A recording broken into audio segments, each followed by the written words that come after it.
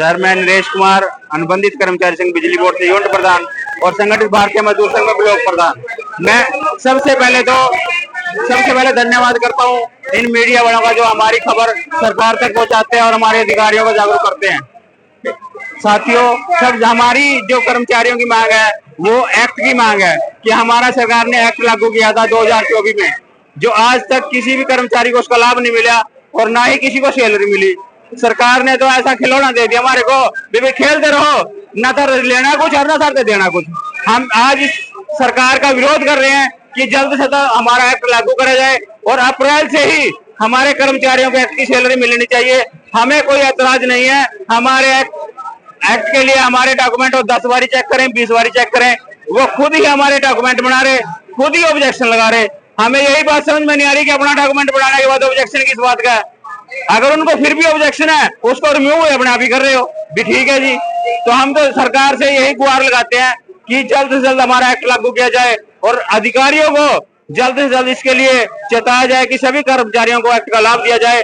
और रही बात दूसरी, अगर सरकार ये काम नहीं करती तो इसके बीच में सरकार का भी हाथ है कि सरकार एक्ट को लागू नहीं करना चाहती, क्योंकि अधिकारी जो डील छोड़ रहे हैं वो सरकार की हिम्मत है नहीं। सरकार चाहे तो दिन के दिन एक्ट लागू करवा सकती है, कोई इतनी बड़ी बात नहीं है जो 1.5 साल से एक्ट नहीं लागू हो रहा।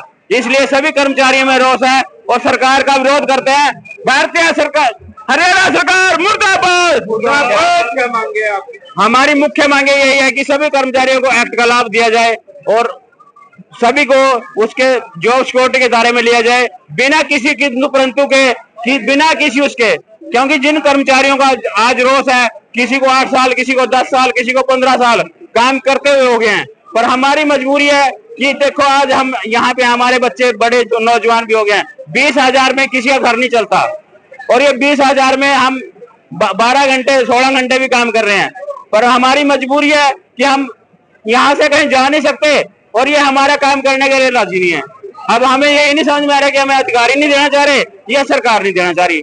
लगातार मांग कर रहे हैं पर सरकार नहीं दे रही, क्या जिम्मेदारी? यही तो समझ में नहीं आ रही, भी सरकार नहीं देना चाहती, अधिकारी नहीं देना चाहते हैं। इसीलिए हम सरकार का भी विरोध कर रहे हैं और अधिकारियों का भी विरोध कर रहे हैं कि दोनों में से जो बात निकल के आएगी, या तो सरकार गुनाहगार है या अधिकारी गुनाहगार है। क्योंकि जो बच्चा रो रहा है उसको तो दूध नहीं मिल रहा, उसको तो अपनी सैलरी चाहिए, उसको कोई मतलब नहीं है वो सरकार दे अधिकारी दे।